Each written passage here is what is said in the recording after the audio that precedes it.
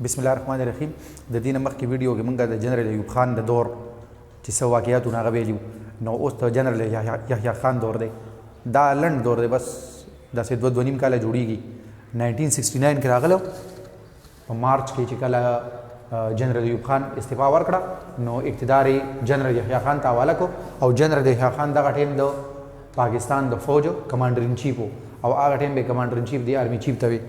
جنرال یحیی خان د پیښور دتا چې مارچ 1969 نه تر دسمبر 1971 پورې نو داسې تقریبا دونی مکانو نه لږ سیوا جوړیږي. دا د دوري حکومت و. د دوري حکومت کې په 1969 کې خو یو دا کار وشو چې را سوات دیر چترال دا هغه پرنسلی سټیټ سو شهري ریاستونه تر دغه پورې علاقه والی سوات چې یادېږي چې د اختیار وو د اختیارمند او واکمنو لري خپل ریاست و. داسې د دیر نواب او د چترالو نو دا افیشلی اوس چې کوم نه په پاکستان کې مرج شو زم شو او د پاکستان حصہ جوړه شو او د خیبر پختونخوا صوبې ډیسټریکټ شو ضلعې جوړې شوې. 1970 کې 1 یونټ سیستم و. 1 یونټ سیستم هغه چې 1955 کې جوړ شوی اوس چې کوم نه یحیی خان ابالیش کو ختم کو او دا یو ښه فیصله وه. 1 یونټ سیستم څه شی و؟ نو 1 یونټ سیستم کې د پاکستان چې هغه ټیم دوه صوبې وي، مغربي پاکستان او مشرقي پاکستان. نو دا مغربي پاکستان چا صوبه کړې وه؟ دا په 1955 کې د هغه ټیم حکومت پښتونخوا، بلوچستان، سند او پنجاب ټول را یو ځای کړل، یو صوبه یې جوړه کړه، لاهور یې دارالخلافه مقرر کړه او د دې به یو وزیر اعلی و. نو هغه ټیم په ملک کې لکه دوه صوبې وي، مشرقي پاکستان او مغربي پاکستان. نو دې سره دا وړي صوبې چې کومې دي نه دوی پرې ناراضه وو ځکه چې اوس د کویټې سړی به هم لاهور ته راځي، د پېښور سړی به هم لاهور ته ځي او د سند سړی به هم لاهور ته راځي او په هغې کې پنجاب ته د آبادۍ وجې نه ډومیننسي حاصله وه. نو دوی به دې خفه وو. نو یحیی خان چې یو دا کار وکړو او دا ښه کار و چې هغه 1 یونټ سیستم یې ابالیش کو او څلور وړه صوبې په خپل حال باندې بحال شوې. د دې نه پس په 1970 کې هغه جنرال الیکشن وشو او دا د پاکستان د تاریخ لکه یو داسې الیکشن و چې شفاف و، ټرانسپیرنټ و، داندلي مادري پکې نه وه شوې او په دې کې عوامي لیگ د ټولو نه زیات سیټونه واخیستل او هغې ټول سیټس چې کوم دی د مشرقي پاکستان نه ګټلي وو. عوامي لیگ چې شیخ مجیب الرحمن مشر و. دلته په مغربي پاکستان کې پاکستان پیپلز پارټي چې ذوالفقار علی بټو مشر و نو دوی زیات سیټونه واخیستل، خو په د دواړو پارټو په سیټونو کې ډېر زیات فرق و. د عوامي لیگ سیټس چې کوم دی نو تقریبا د 160 او 100 مینس کې و.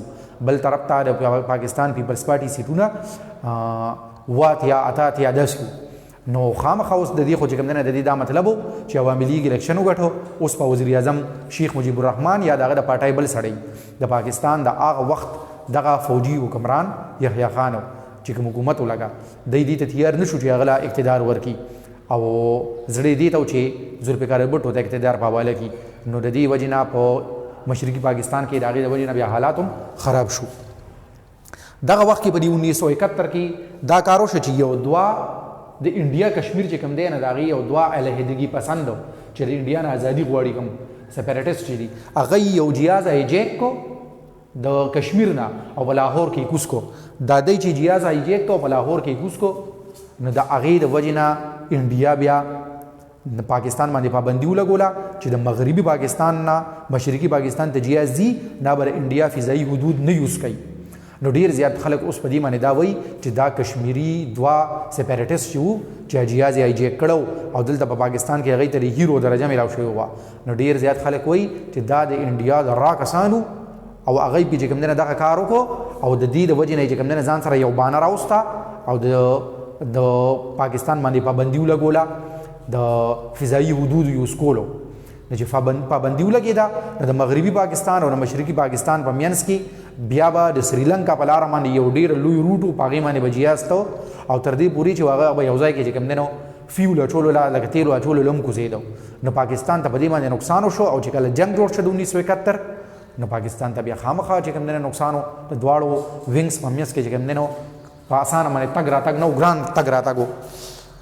پاکستان آرمی په مارچ 1971 کې د هغه خلکو خلاف کومو خلکو چې د 1971 د الیکشن نه بعد خپل حق غوښته لکه حکومت جوړول غوښتل عوامي لیگ والا چې کوم د هغې خلاف ملټري اپریشن شروع کړو، فوجي اپریشن او د هغې فوجي اپریشن نتیجه دا خو یو سیاسي خبره وه، سیاسي هلې پکار و چې کله طاقت پکې یوز شو نو د هغې نتیجه ښه راونه وته.